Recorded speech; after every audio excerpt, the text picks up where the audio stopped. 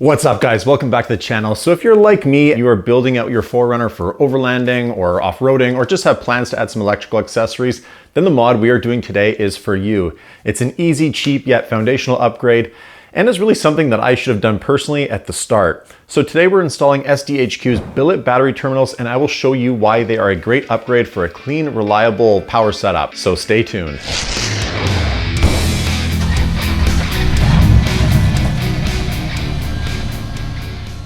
So the stock battery terminals on our 4Runner are fine for a bone stock truck, but once you start adding things like lights, winches, DC chargers, audio equipment, and other gear, it gets messy fast. I personally have run out of space to add additional accessories on my battery post. As these wires start to stack up, ring terminals can get loose and suddenly you're chasing electrical gremlins on the trail. Also, your engine compartment and battery connections start to look unorganized and just cluttered. SDHQ's battery terminals are precision engineered from 6061 aluminum and they look great.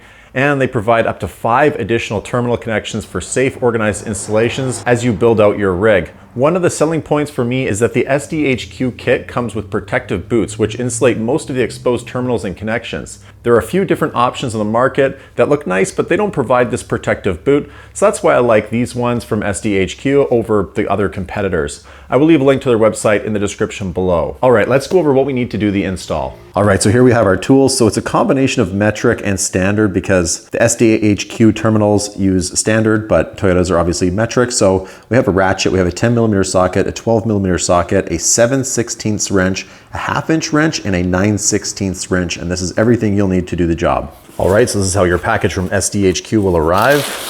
So we have a nice sticker there. And here we have the Billet terminals. So yeah, nice beefy terminals here.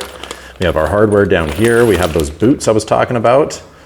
And we have some anti-seize and then also an extender there for our terminal if we need it. So some models will actually need that. I don't think we will with ours. Let's get these terminals all assembled with the hardware and let's get them on the vehicle. All right, so I've laid out all of the hardware the way that we're gonna kind of install it on these terminals. So on the top here, you'll have these longer bolts. We'll actually be feeding ours, since it's Toyota, into this location here.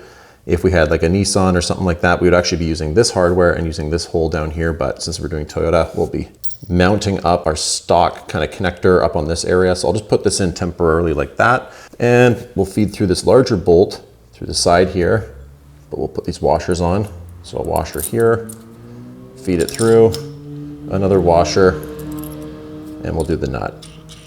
And this is what we'll mount our winch, air compressor, a DC to DC charger. That's the location that we'll use to mount the larger stuff up. And our clamp will be here. So this nut here has an area where our wrench will go on and has kind of a flat or a rounded area. The rounded area is going to go against this. So that's how that will go in. And then we have 2 bolts here and 2 washers. And this is where our accessories like lights and lower amperage stuff will get connected. So we'll have these kind of smaller washers. They're a little bit thicker. And then you'll repeat this process for the other side for the positive terminal. They are identical. All right, so let's take our socket with our 12mm here and let's just undo the top of this terminal, being careful not to touch our positive terminal. And actually what you could do is just put like a cloth over it or something like that. I just want to get these loose while this is still mounted up to this terminal because it just gives us a little bit of resistance to work against. Now we'll do our 10mm. Perfect. And we can move this out of the way. We'll just throw another cloth just right there. All right, so this is the piece we are going to be replacing. So we'll just put this off to the side. Now, while we have the negative disconnected, we can move over to our positive side. We'll throw that 12mm on and we'll just loosen this nut. Now we'll put all of these accessory wires off to the side. And now we'll take our 10mm and we'll just loosen this. Great, that's the piece we'll be replacing. Check out the difference. Much nicer. All right, so I'm just gonna clean off this terminal here, throw our felt kind of protector or washer there. Great, now we can put this terminal on. Ooh, that looks nice. Really happy with the way that looks. Let's get these accessories connected here before we put this on. So we have these little bolts at the back. We'll just loosen these up. All right, so let's pop these on and we will feed that in. And that is a 7/16. Great, so let's pop this on there. All right, so now we'll tighten this one up. This is a 1/2". Good, so that's on there nice and solid. Now let's take our 9/16 here. We'll loosen this one up and let's connect both our DC to DC charger and our winch. So I did have to change the orientation of the accessories on the back of the terminals. Those wires had to be facing downwards so that I could actually hook the accessories onto the sides and facing back. So when you connect those larger accessories on the side, just make sure the flat side is down and then fasten it down using a 9/16 socket and a 9/16 wrench. Torque them down to about 8 foot-pounds of torque. So just pretty snug. Not a lot of torque wrenches actually go down to 8 foot-pounds. Great, and so with all of our accessories just hooked up there, we'll pop this cover on now.